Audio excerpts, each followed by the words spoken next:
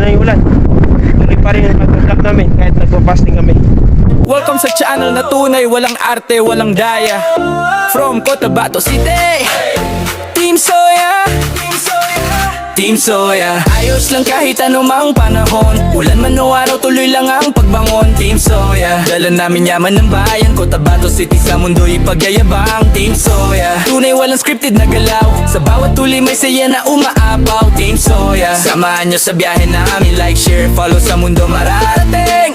Yan. Dahil po, para ito sa atin lahat. Bye-bye. Okay, sa nasipit.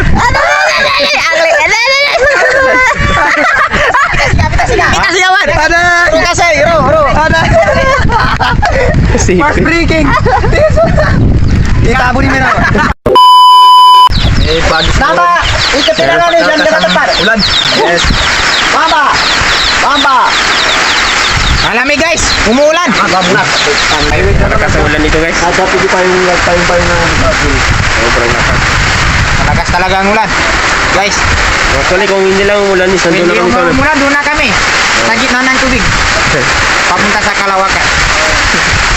Dahil kumulan, madyo. Para sa inyo. tuloy pa rin ang pag-vlog. Oo. Kaya tuloy pa rin ang supportan nyo. So, tingnan nyo, ayun. Yun ang gwapo ng Team Soya. Dumuduyan.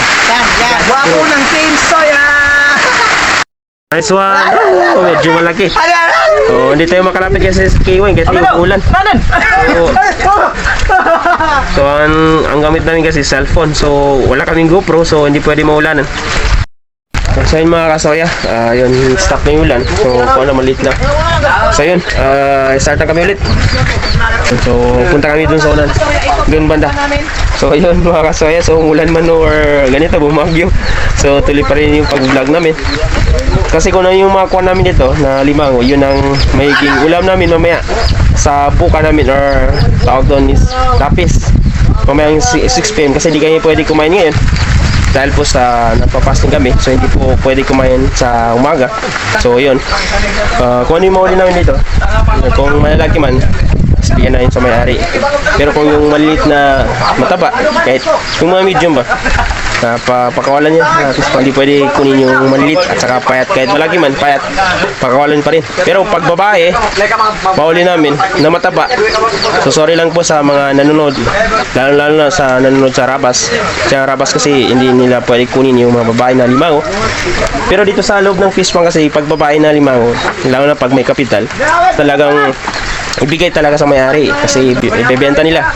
So may kapital kasi yan. So wag natin sabihin na maubos to kasi hindi malabo yan maubos. Di parating may mga similyan na limango din maliit o pinapakawalan. So yun po. Salamat po and God bless.